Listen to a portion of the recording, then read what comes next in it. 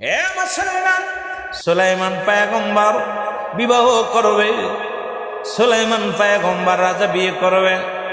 কোন নারী আসুনি, এমন কোন নারী এই 4টে গুণের গুণান্বিত কেউ আসুনি, বিয়ে দিব তার সঙ্গে বিয়ে হবে।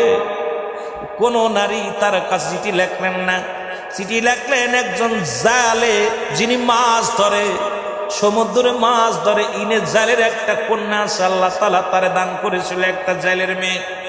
ওই জেলের মেয়ে যেমন রূপবতী, তেমন আমলদারি ছিল, তেমন ছিল মুসলমান, সব দিক থেকে অনেক ভালো। 1 নম্বরে গুণবতী ছিল, 2 নম্বরে আমলদারি ছিল, 3 নম্বরে মুসলমান আমানতদারি ছিল, 4 নম্বরটা ওনার ছিল না, যেহেতু বংশ পরিচয় তিনি গরিব, গরিবের একটা জেলের মেয়ে। এইটা 3টা নিয়ামত আল্লাহ তার ভিতরে দান করেছিল, একটা নিয়ামত নাই। বাবা বড় স্বপ্ন দেখলেন, বাবা চিন্তা করে আর ডাক দে বলে, আল্লাহ যদি পয়গম্বর সুলাইমান যদি আমার জামাই হয়, পয়গম্বর সুলাইমান যদি আমার জামাই হয়, আমার জীবনটা ধন্য। কারণ এই পৃথিবীর মধ্যে, এই রাজত্বের মধ্যে সুলাইমান পয়গম্বর যত নামাজি, যত বুজুর্গ, যত আল্লাহওয়ালা, এমন একজন পুরুষ যদি আমার জামাতা হয়, আমার জীবন ধন্য। উনি বাড়ি যায় ডাক দে বললেন, কন্যার মেয়েকে, মেয়ের মাকে ডাক দে বলে, মেয়ের মারে শোনো, আমার বড় শখ, আমার বড় আশা, পয়গম্বর সুলাইমান আলাইহিস সালাম বিয়ে করবে। এই বিয়ের জন্য পাত্রী দেখা শুরু করেছে, সুন্দর পাত্রী লাগবে। 4টা শর্ত দিছে। আমার কন্যার তো 3টা গুণ আছে, একটা আমার কন্যার ভিতরে নাই। এই 3টা গুণের মধ্যে 1 নম্বর, অত্র রাজ্যের মধ্যে আমার মেয়ের মধ্যে এত আমানতদারি মেয়ে আর পৃথিবীর মধ্যে নাই। আমার মা বোনের আজকে আমানত নিয়ে নষ্ট করো, দেখা যায় প্রেম প্রীতি করে তোমার সম্পদ লুটে দিছ অন্য পুরুষের কাছে। মুসলমান, তোমার রূপ জৈবন দেখে ফেলেছ অন্য পুরুষে, কিন্তু মুসলমান শোনো, তুমি আমানতের খেয়ানত করলে, তুমি তোমার বিয়ের আগেই তোমার আমানত, স্বামীর আমানত অন্যের কাছে বিলিয়ে দিলে, আল্লাহর আদালতে কি জবাব দিবে? আমার যুবক ভাইরা যারা সুন্নি বলে দাবি করো, একটু আলোচনাটা শোনো, আল্লাহ যেন বুঝার তৌফিক দান করে। জোরে জোরে চিল্লায় বলা যাবে না মারহাবা? একটু মহব্বতের সঙ্গে দুরূদ শরীফ পড়েন, আল্লাহুম্মা।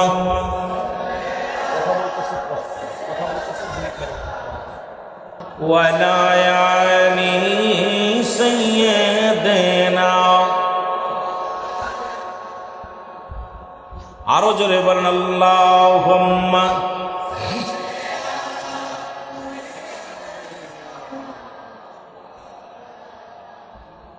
এর রাসূল নামে কেলায় মদিনায়,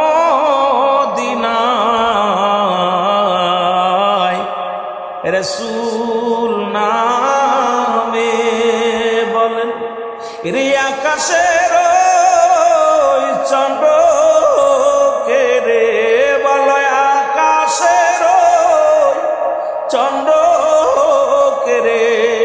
কে আনলো তুমি আই রে, রাসূল নামে বলেন, রাসূল নামে কেলো দুনিয়ায়, বলেন কেলো দুনিয়ায়, রাসূল দেখি নাই শুনি নাই কোথাও,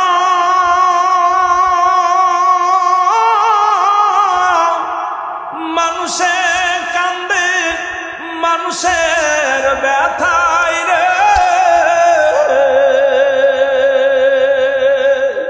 ওরে এমন দরদির কথা বলো, এমন দরদির কথা শুনলে পরাণ জুড়ায় রে, রাসূল।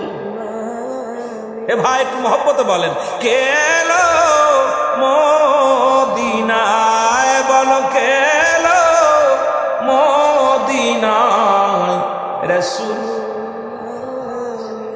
গলাতে তাজবীর মালা কে চলে ওই কামলি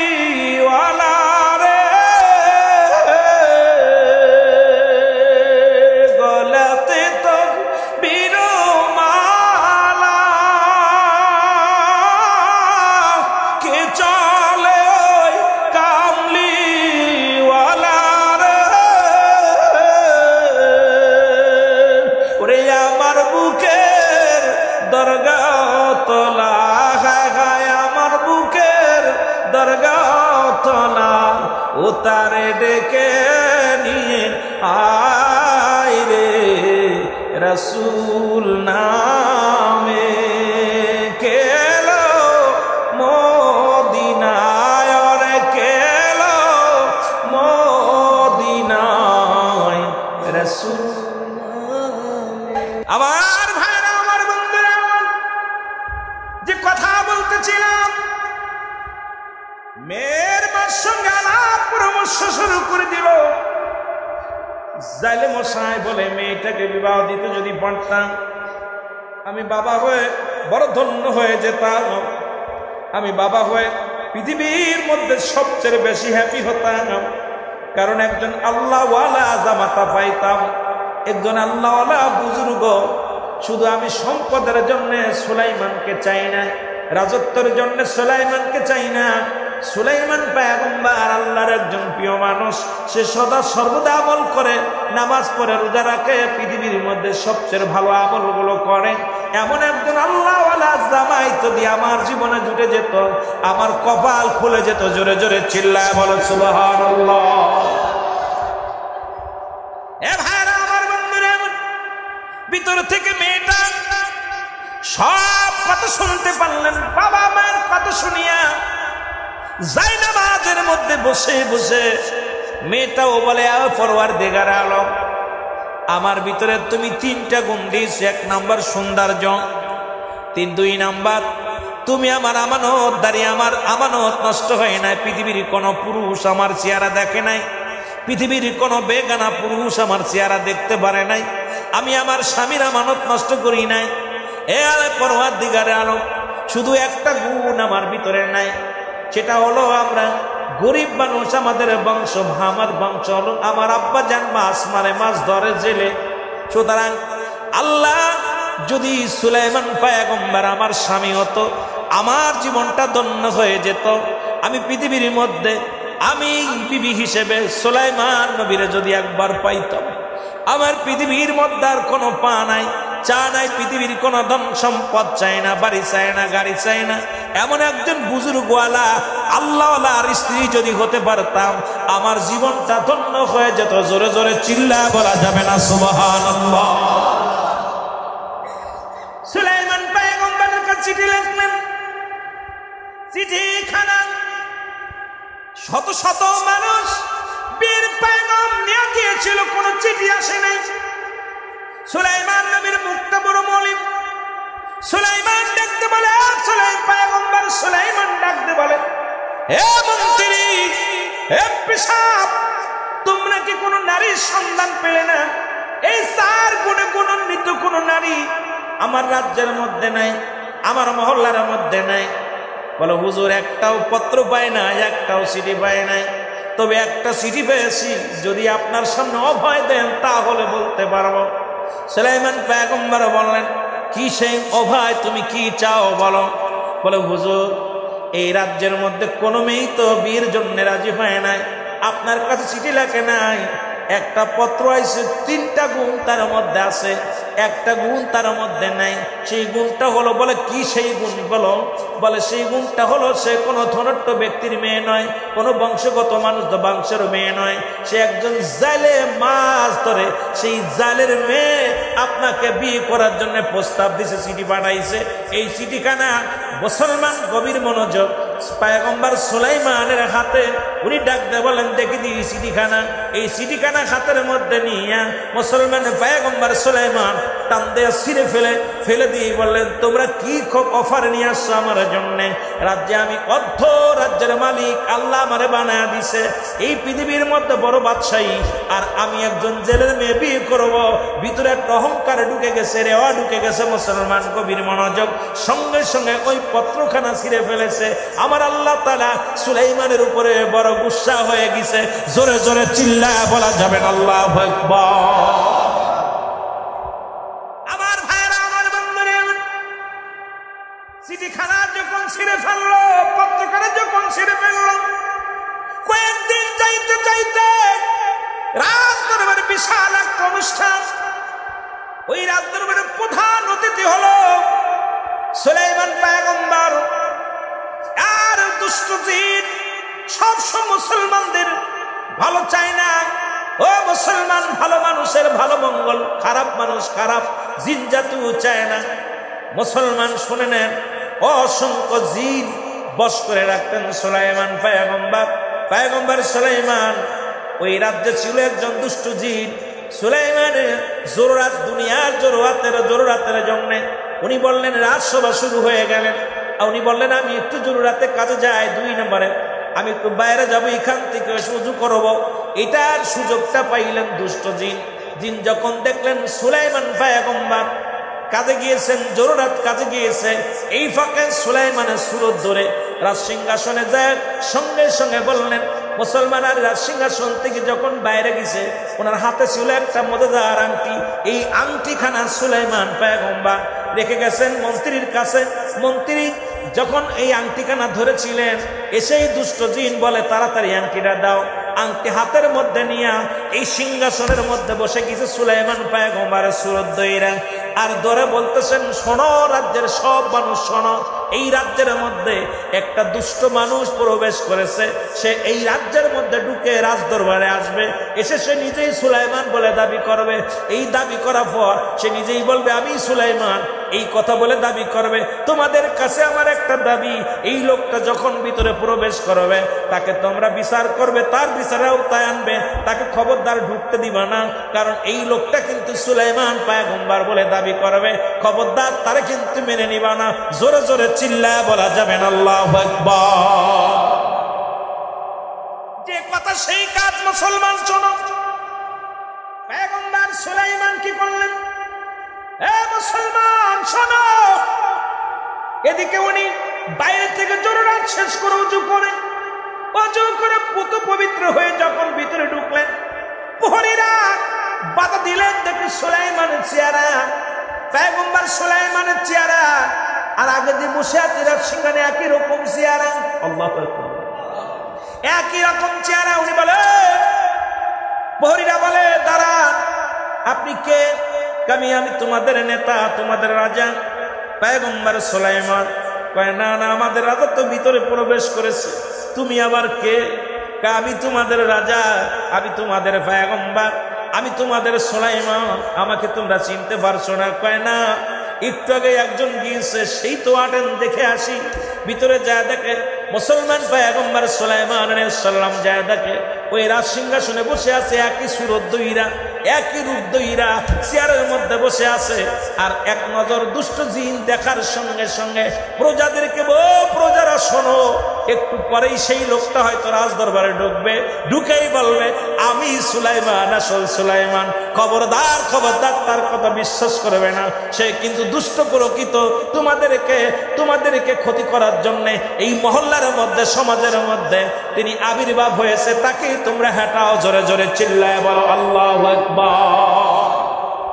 সুলাইমান পয়গম্বর যা বলে, প্রজারা, এটি তা আমি, তোমরা কাকে বসাইছ? এ মুসলমান শোনে না, আর আল্লাহ তাআলা যে মুজিজার আংটিখানা দিয়েছিল, এই আংটি যার কাছে থাকতো সারা পৃথিবীর মানুষ তার দিকে ছুটে যেত। পশু পাখি কীট পতঙ্গ এমনকি প্রজারা সবাই তার অনুগত হয়ে যেত। দুষ্ট জিনের হাতে আংটিখানা। সুলাইমান পয়গম্বর দাঁড়ায় রইলেন, প্রজারা তারে ধরলেন, ধরে আঘাত, তাকে মারলেন, অনেক আঘাত করলেন, মারলেন। মার খায়া সুলাইমান পয়গম্বর পড়ে রইলেন, বেহুশ হয়ে গেলেন। ওনাকে ধরে নিয়ে জঙ্গলের পাশে ছুঁড়ে ফেলে দিয়ে আসলেন। সুলাইমান পয়গম্বর পড়ে আছে, রাজ্য চালাইতেছে দুষ্ট জেনে। প্রজারা খুব অনাহারে অনেক কষ্টের মধ্যে জীবন যাপন করতে লাগলেন। আর ওদিকে আসল সুলাইমান রাস্তার ধারে পড়ে আছে। ওই রাস্তা দিয়ে যাইতেছিল, মাছ ধরা যাইলে দেখে সুলাইমান, ও মুসলমান, ওই ব্যক্তি পড়ে আছে, যা দেখো রক্ত মাখা, মাথার মধ্যে আঘাত, গায়ের মধ্যে আঘাত, রসে রাস্তার ধারে। ওনাকে যে তুলে উঠাইলেন, উঠানোর পর বলতেছে, বাবাজি আপনার কি হয়েছে? আপনি কোনো দুর্ঘটনা ঘটেছে কি বলেন? কয় না, আমার কিচ্ছু হয় নাই। রক্ত মুছে কি করলেন? কোথায় বাড়ি? কোনো বাড়ির পরিচয় দেয় না।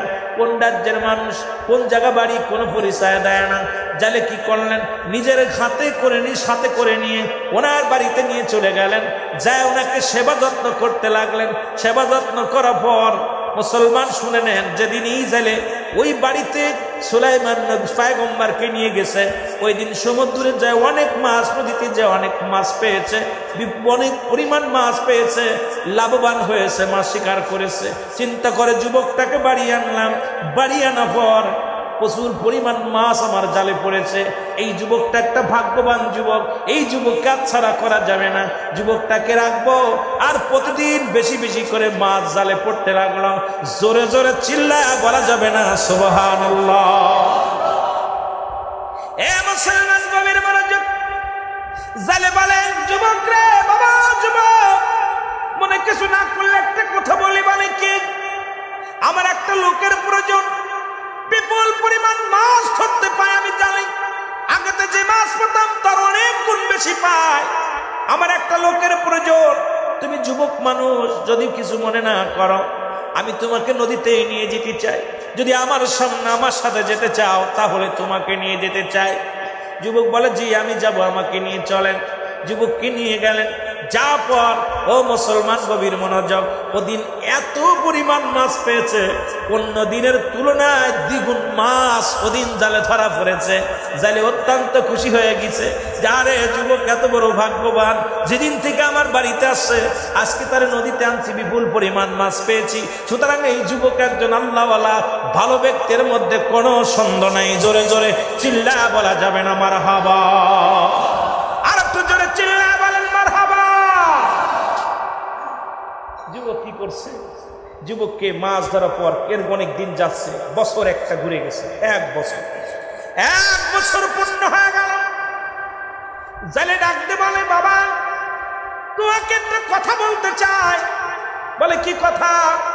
কয় বাবা তুমি নামাজি ব্যক্তি, বুজুর্গ ভালো ব্যক্তি, তোমাকে একটা কথা বলি, আমার বাড়িতে আমরা কয়জন সদস্য তুমি বলতে পারো কিনা? তোমাকে ধরে বলে কেন, আমরা 3 জন। কয়জন? জোরে বলেন কয়জন? এক বছরে যে বাড়িতে আছে সেই বাড়িতে কয়জন মানুষ? জালে বলে কয়জন মানুষ? বলে বাবা আমরা আপনার বাড়িতে 3 জন মানুষ। কয় না রে বাবা, না 3 জন নয়, 4 জন মানুষ। বলে 3 জন কে কে? কয় আপনি, আমি আর আমার শাশি, যিনি আপনার ওয়াইফ, আপনার বিবি। কয় না বাবা না, এরপরও আর একটা মানুষ আছে এই বাড়িতে, আমাকে আল্লাহ একটা কন্যা সন্তান দান করেছে, এই কন্যাটা বাড়ির মধ্যে আছে। জোরে জোরে চিল্লায় বলেন সুবহানাল্লাহ। দেখেন না তৎকালীন জামানার এই পর্দার বিধান, কত বিধান ছিল, কত সুন্দর ছিল। আর আমাদের অবস্থা, পয়গম্বর সুলাইমান গভীর মনোযোগ, এ মুসলমান, উনি অবাক হয়ে গেলেন। উনি চিন্তা করেন একটা বছর জালের বাড়িতে এই 3 জন মানুষ ব্যতীত আমি আর কাউকে দেখি নাই। কয় বাবারে আমার যে মেয়েটা আছে, 1 নম্বর সামানতদারি, পৃথিবীর মধ্যে কোনো বেগানা পুরুষের সামনে যায় না, পৃথিবীর মধ্যে কোনো বেগানা পুরুষের সামনে যায় না। এমনি আল্লাহ তার এবং আমলদারি, অত্যন্ত আমলদারি। আমার মেয়ে নামাজ পড়ে, আমার মেয়ে রোজা রাখে, আমার মেয়ে পর্দা করে, অনেক আল্লাহওয়ালা। আমার মেয়েটা পর্দাসিনী, আমার মেয়েটা দুনিয়ার মধ্যে রূপবতী। আমার মেয়েটার শুধু একটা গুণ নাই, বড় আশা ছিল, বড় স্বপ্ন ছিল, বড় আশা করেছিলাম এই জামানার পয়গম্বর সুলাইমান পয়গম্বরের সঙ্গে আমার মেয়েটা বিবাহ দিব, কিন্তু আমি গরিব হওয়ার কারণে তার সঙ্গে শুভ কাজটা হলো না। আমার চিঠি প্রত্যাখ্যান করেছে। বড় আশা নিয়ে আমার মেয়েটা আমল করে, মেয়েটারও বড় শখ ছিল, বড় আশা ছিল সুলাইমান পয়গম্বরকে বিয়ে করবে, কিন্তু কপালে নাই। বাবা যদি মনে কিছু না করো, আমার ওই সতী সাথী নারী আমানতদারি মেয়েটাকে যদি তুমি মনে না কিছু না করো, আমার কন্যার সঙ্গে তোমার বিয়ে দিতে চাই। যদি তুমি রাজি হও তাহলে বাবা আমার কন্যার সঙ্গে তোমার বিয়ে দিব, যদি রাজি থাকো বিয়ে পড়ায়া দিব। জোরে জোরে বলেন সুবহানাল্লাহ। সুলাইমান পয়গম্বর চিন্তা করে বিয়ে তো করাই লাগবে, রাজ্য তো গেছে, সবই তো চলে গেছে, বিয়ে শাদী তো করাই লাগবে। যেহেতু গুণবতী, আমানতদারি, আমলদারি, যদিও বংশ জেলের বংশ, এ মুসলমান, তারপরও যেহেতু আল্লাহ বিয়ে করবো, উনি রাজি হয়ে গেলেন, বিয়ে রাজি হয়ে গেলেন। সুবহানাল্লাহ। আর একটু জোরে বিবাহ হয়ে গেল। জেলের মেয়ের সঙ্গে সুলাইমান পয়গম্বরের বিয়ে হয়ে গেল। বিয়ের পরের দিন সুলাইমান আলাইহিস সালামকে নিয়ে গেলেন। শ্বশুর বলতেছে, বাবাজি চলো নদীতে যায়, মাছ ধরতে যায়। নিয়ে গেলেন। ওদিন যেদিন বিয়ে পড়াইলেন, ওদিক যখন জাল পেতেছে, এত পরিমাণ মাছ ধরেছে, ওই মাছ উঠানোর ক্ষমতা নাই। জালে প্রতিটা জালের করার মধ্যে এত পরিমাণ মাছ ধরেছে। ওর মধ্যে বিশাল একটা মাছ। ওদিন কি হয়েছিল শুনে নেন। মুসলমানের মধ্যে কথা বাদ গেছে, কথাগুলো না বললে বুঝতে পারবেন না। সুলাইমান আলাইহিস সালামকে নদীর মধ্যে দেখছে একজন ভালো জিন দেখে মুসলমান সুলাইমান পয়গম্বর মাছ ধরতেছে। সুলাইমানকে দেখে ভালো জিনটা চিন্তা করে, হারে সুলাইমানের কি অবস্থা, এখানে কেন মাছ ধরে? যিনি পৃথিবীর মধ্যে বড় রাজত্ব আল্লাহ দান করেছে, পৃথিবীর মধ্যে ধন সম্পদের মালিক বানায় দিছে, সে আজকে কেন মাছ ধরে নদীতে? কারণটা কি জানতে হবে। সুলাইমান এখানে কেন? উনি একটা দড়ি চলে গেলেন। জিন যা, ভালো জিন যা দেখে দুষ্ট জিন বসে বসে রাজত্ব পালন করার রাজ্য বসে বসে হুকুম দেয়, প্রজাদের কষ্ট দেয়, প্রজাদের দুঃখে সুখ কিছু দেখে না। শুধু জিন শুধু নিজের কাজ চালায়, সারা পৃথিবী তার মুঠোর তালুর মধ্যে নিয়ে নিজেকে বড় ক্ষমতা বান্দারি মনে করতেছে। দূর থেকে ভালো জিন দেখে দুষ্ট জিনকে দাবর শুরু করেছে। আহারে এ মুসলমান যখন দাবর শুরু করেছে, এই দাবর খায়া জিন রাস্তার মধ্যে থেকে, রাজ সিংহাসন থেকে উঠে এত জোরে দৌড় দিছে, দৌড়াইতে ওই নদীর মধ্যে যাইতেছিল। ওই দুষ্ট জিন কি করছে, সুলাইমান আলাইহিস সালামের হাতের ওই আংটিখানা পানির মধ্যে ফেলে দিছে। জোরে জোরে চিল্লায় বলা যাবে না মারহাবা। যখন আংটিখানা ফেলে দিছে, ওই সমুদ্রের বড় একটা মাছ, ওই মাছটা আধার মনে করে আংটিখানা গিলে ফেলেছে। সুবহানাল্লাহ বলেন। আর ওই সমুদ্রের মাছ, নদীর যত মাছ, সব মাছগুলো ওই বড় মাছটার দলভুক্ত হয়ে গেছে, সবাই তার মুখী হয়ে গেছে।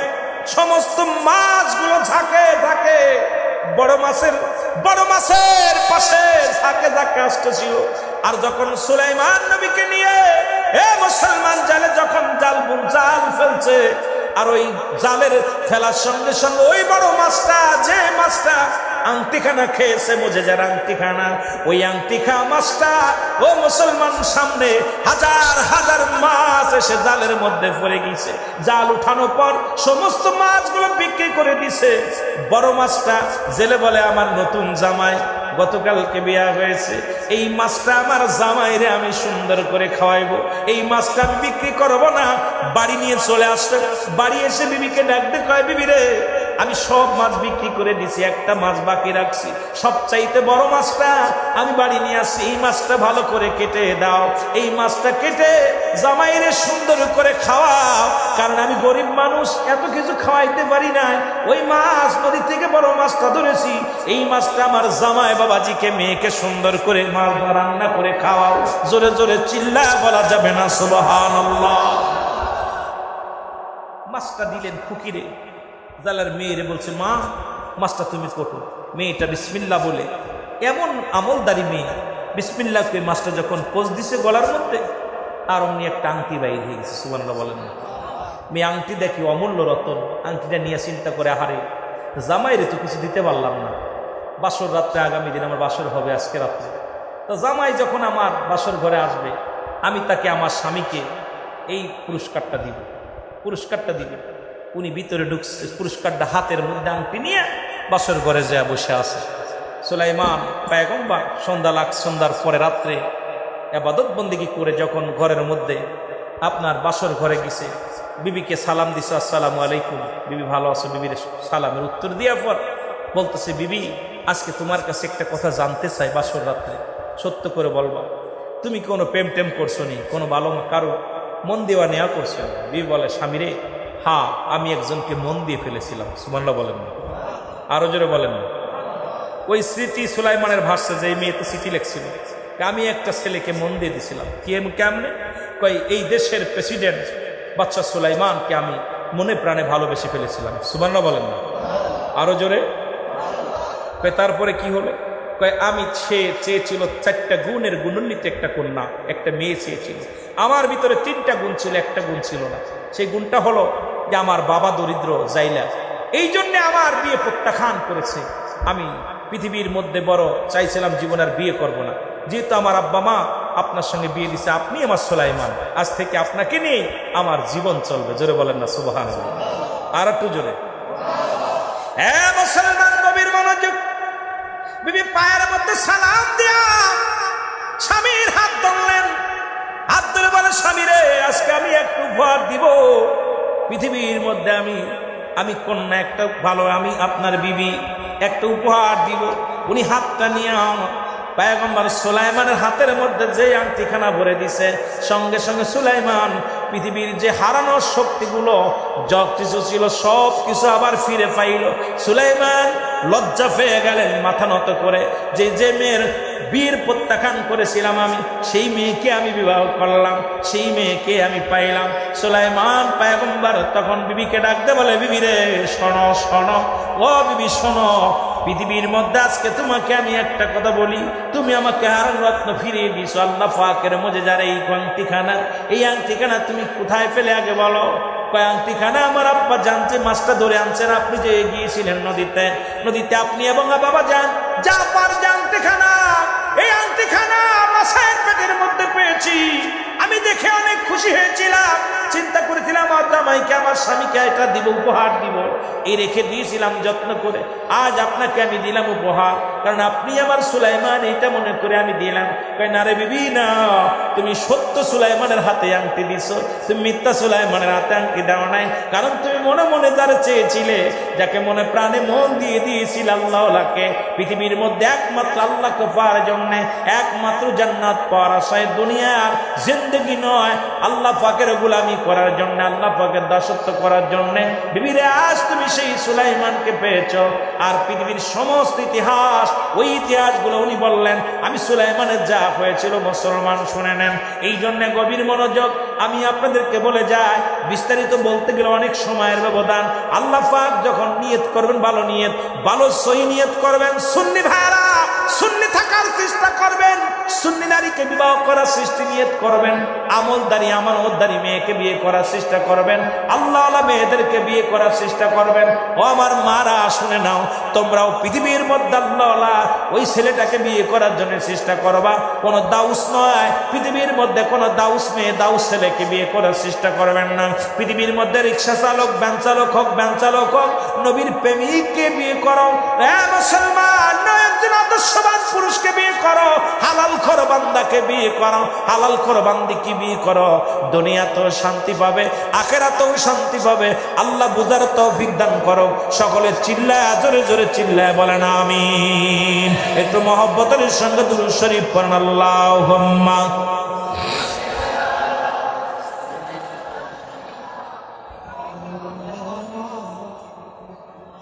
ওয়াদায়ানি।